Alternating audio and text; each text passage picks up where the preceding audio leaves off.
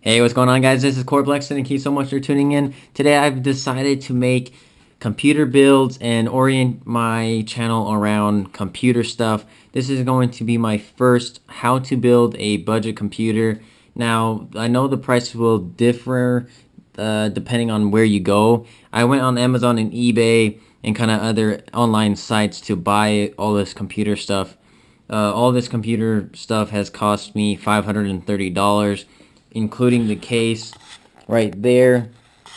I just want to show you guys on how to build a computer and how simple it is that you guys could actually have a gaming computer just for ever so slightly a little bit more than a console, and that you get free to play games and LOL and Counter-Strike and stuff like that, and you get to talk to a great community. So I'm going to orient my channel around computer stuff and what would happen if you did this or that or this. And I have tons of videos in mind, but let's get started. I'm gonna do this as fast as I can so that you guys aren't super bored. So I have my GTX 980s. I bought two of them. I bought the graphics cards after I got the motherboard, so don't hate me. I am just using one, as there's only one PCI slot right here, so only one card could fit. But I got them only for $100 for both of them, so I just bought them both just because I can.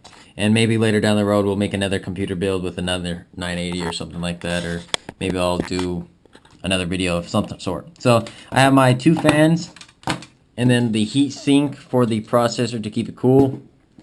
And then the motherboard and the processor. It's a Core i7 3770. I have 8 gigs of RAM. It's more than enough needed, I guess you could say. If you need more, then buy more, and it's the same thing. So any parts you guys get, it's the same general installation. So don't worry. I have an Nzxt Source 210 case. This is actually a brand new case. It was $40, $43, I guess. And then the EVGA 500 watt power supply, which was I think 30 or 40 bucks. So not too bad. All right, so what I'm gonna do is take your processor, and you can see these little notches in here, up there. They're on both sides. And you can just simply stick it in there and they'll fall into place.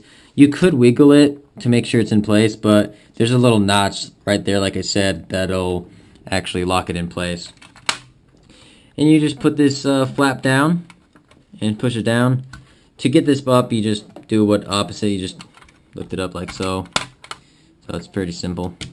Sorry that I don't have a computer, not a computer stand, camera stand. I would, it might be a little easier, but if you guys like it, if you like these type of videos, then I'm more than happy to make more. So let me know. So I get my thermal paste. This is what I have.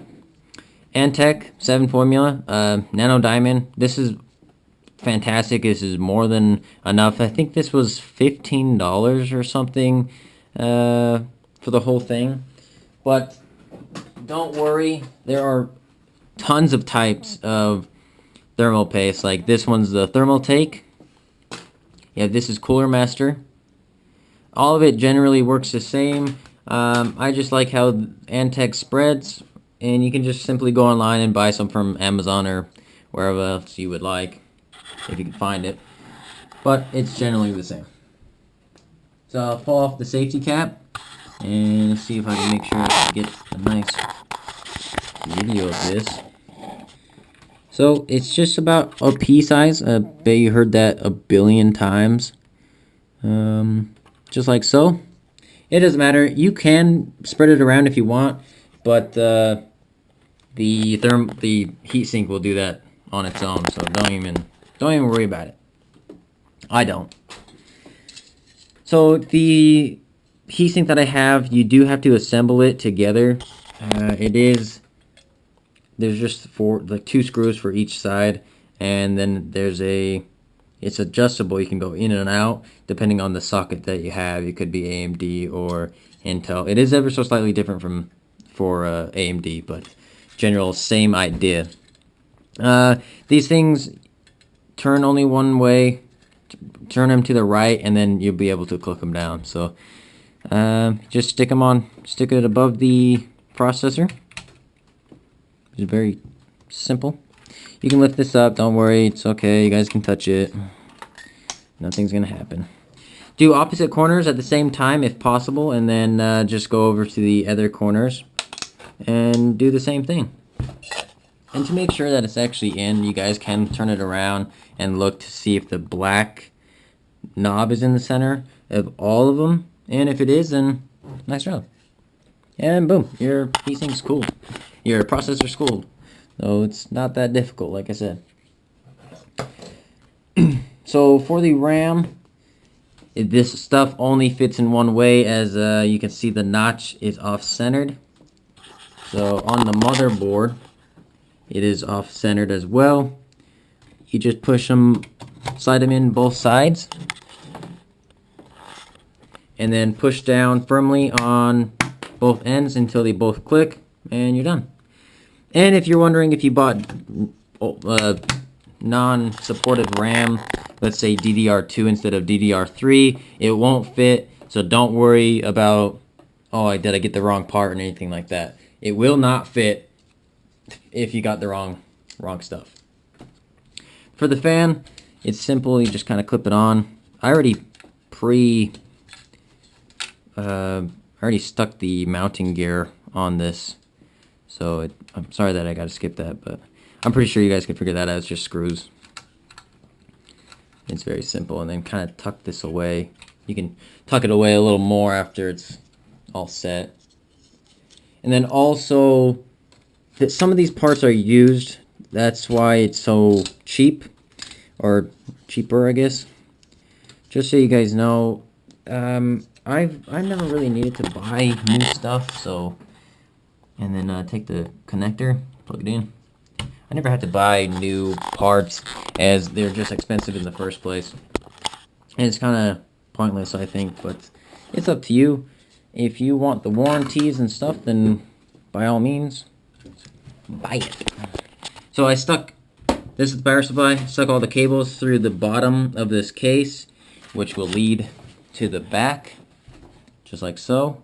And then you kind of guide it the way you need. The CPU power connectors are usually 4 and 8, so you'll probably even say on this, like here it is, it says CPU. Very simple. And then you have your PCI power connectors, which is should be on here too. Here it is, PCIe for graphics cards. They usually come in a bundle like this. They usually have 2 6 pins or 2 8 pins or something like that. So you just need one cable. And the motherboard power connector is here, 20 pin plus 4, and you can't miss that. And then I led a SATA cable, a SATA power connector for the hard drive, or well, I bought the SSD, which was I think it was $50, and yeah, that's it. So take the power supply and push it to the back corner of it, and then just start these. I don't know if I could do it by hand or not, but I guess I can. So you just kind of push on it. Just make sure it's all the way seated back there.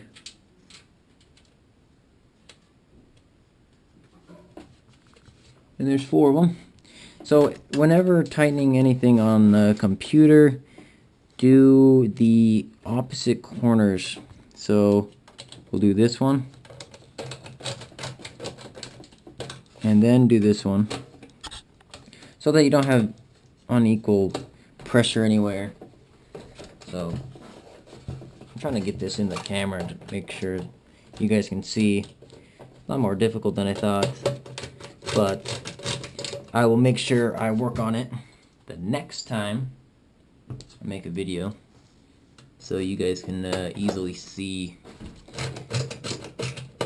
the video of what's going on, so you guys can actually do this.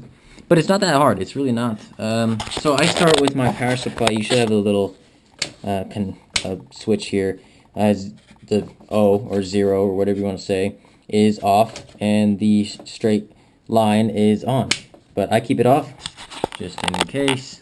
So I laid the computer down and just tucked all these cables away. You can do the power connectors or power cables after you put the motherboard in, but that's up to you. So I stuck the I/O shield in. It's very simple. You just kind of push it on. It's like this. Just sit there and just push it until it clicks, and then you're done. It's very easy. It's just kind of, it might be a little hard, but you'll be okay. So with the motherboard now, you can grab it by the heatsink, and you're gonna kind of slightly go in an angle, and then lift it up. Kind of push it to the side here, if you can, and boom, it should fit in just fine. So I went in at an angle and then went inward, and it's good. So I'm going to grab one of the screws. Unfortunately, I have these silver screws, which sucks. I like the black screws, look so much better. See if I can set this up. Alright. So you might have to push it back a little bit, but just to get it started. Get one of the screws started, and then you should be good to go after that.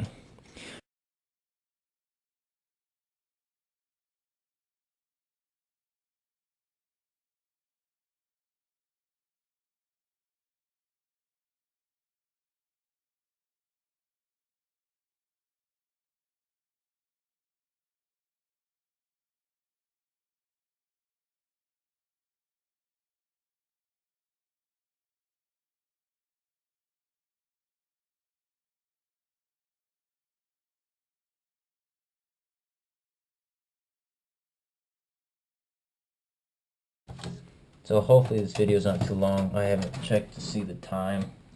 I might cut out some things and make it a little faster. So, alright. Have my SATA cable. I'm going to use this end for the motherboard. And here's the SATA ports. Any of them, doesn't matter, you can plug it in anywhere. But I'm going to plug it in the bottom corner because it's the closest to here, this area, the drive bays. So that's where I'm going to install the hard drive, of course. And then take the hard drive, or in this case the solid state drive.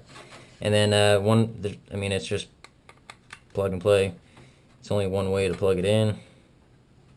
And you'll be set. And then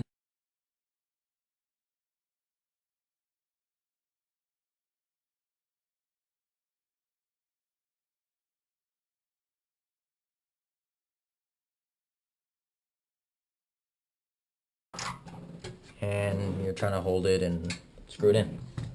Alright, so next is take the graphics card and plug it in the PCI slot that I showed you, and just push on it, boom, it's in, done. It's not hard. And then I have a thumb screw here that I'll just tighten it down with. You can use the normal screws if you want, but I'm just lazy and I like to use the thumb screws. Alright, so basically it. Now we just take the power connector. It should be one of them. Only one will fit, so keep it in mind. Yeah, it's that one. Plug it in, make sure it's not touching the fan so it's not going to buzz at you. And then we can boot this up. Okay, so this is a 24-pin motherboard, so I'll show you this here. You put it together like so, kind of just sits together. Doesn't really go together, but just push it in, plug it in. You don't have to be super soft with this stuff. I mean, it's not gonna break, or you're not gonna break anything. Okay, everything's plugged in. It's ready to go. Okay, guys, this all set up. I have my mic here, and then I haven't put the actual window on it yet. Everything's plugged in. I did miss actually one thing that I didn't realize until I was actually trying to hook it up. Right, this one right here.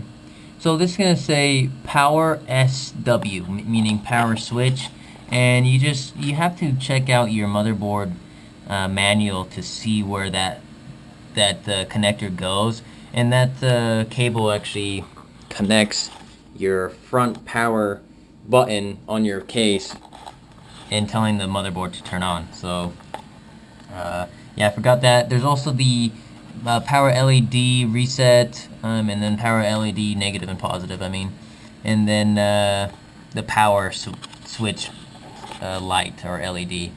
So yeah, if you guys would like to see me play any type of games, then please leave a comment saying what game you guys would like to watch or see.